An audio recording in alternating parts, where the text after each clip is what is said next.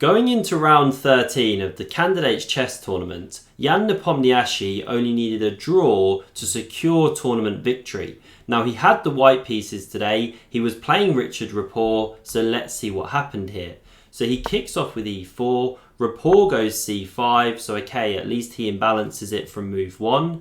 Jan goes knight f3, knight c6. He plays for this open Sicilian here, and after knight f6, knight c3, now Rapport chooses to go pawn to d6, and we have bishop to g5 from Jan. Very respectable system, the absolute main line here. Pawn e6 was played, so going for this so-called shaven Indian setup with the pawns on the 6th rank, very solid. Queen to d2, prepares to castle queenside. Pawn a6 played, preparing b5 later on, and now castles queenside was followed by bishop to d7, again supporting b5 at the right moment because now the knight is protected. And here there are a number of different options for white. You can go king to b1, pawn f4, but Jan actually goes for something very simplistic. He just takes on c6 here, the bishop recaptures, and visually this looks quite nice for black to me, because after pawn f3 solidifying the centre here, now black can go h6, kick this bishop back, and then break with d5. And usually when you're getting d5 in these structures, you're doing okay as black. Now if you take here with white, you're actually just liquidating everything in the centre. You can even recapture with the queen. It's a very drawish position. Black's got that solid game. Soon you'll get this bishop out, get castled, etc. So we didn't have the immediate captures on d5. Instead, queen e1 was played, nudging back, opening up the rook against the queen, and that's why bishop to b4 now came, holding the central tension, but pinning this knight here so that you can't start liquidating on d5 in an unfavourable manner. So Jan kicks that bishop with pawn a3, and now when you look at all of these games in the database, this bishop used to be dropping back in many of the games from the 80s, 90s, when this was kind of top theory. But now modern engines have shown that you can actually capture on d5, knight recaptures, pawn b4, and after takes here, giving up the queen, which is how people used to play. Well, now when you take here, bishop recaptures, actually the compensation shouldn't really be enough for black in this position. So it's no longer played in modern day theory, but this was how you had a number of games back in the day. And so that's why after this pawn to a3 move from Jan, here Rapport actually just chops that knight off the board, the queen recaptures, and now he simply castles his king. So Jan's got the two bishops here, but black's achieved d5 and is solid in the centre.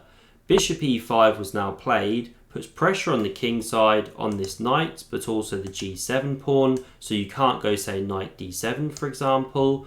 That's why rook c8 was played instead, looking for some counterplay down the c-file. Bishop to a4 is now a threat, for example. And so Jan now takes some action here. You know, you could try maybe rook d2 to keep a bit more tension, but he just chops on f6. The queen recaptures. He then chops this one as well, and he's just liquidating things down. Very professional play from him. So he takes on d5, bishop recaptures, and now a nice rook lift. He's actually looking to come to g4 here, start harassing the king. So pawn f5 covers that one. The bishop develops d3. The bishop now drops back to c6 here. There is a threat to actually take this pawn on f5 with the bishop. Then after pawn recaptures, your bishop on d5 would be loose. So that's why it drops back. Rook d1 played. And now king g7 covers this pawn, and actually Rapport is going to march it all the way into g5 here. So bishop e2 opens up the doubled rooks on the d-file. King f6. Rook h4 harasses the pawn, king g5 covers, and now pawn g3 prepares to push this one at the right moment, although after rook f to d8, you wouldn't want to do it too soon, or you trap this rook out of the game, you block it from the action. So instead it actually swings back to the d-file here. We had an exchange on d4, and now e5 from Rapport. Good move, gaining space, but Jan doesn't drop the rook back here. Instead, he flicks in this f4 move. That's what g3 prepared earlier on. And after captures on f4, rook takes, this bishop comes round just in time, covers the pawn along with the king, and also creates counterplay down here.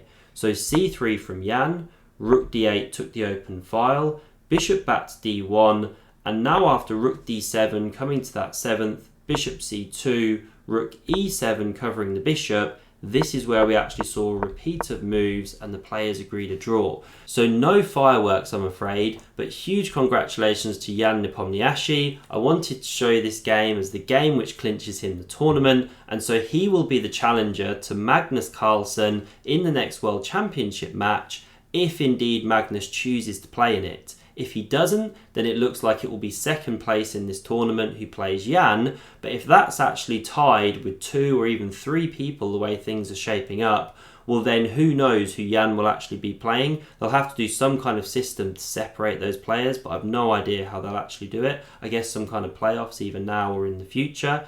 Anyway, that rounds up the tournament. There's 1 round to go. I'll be bringing that game tomorrow.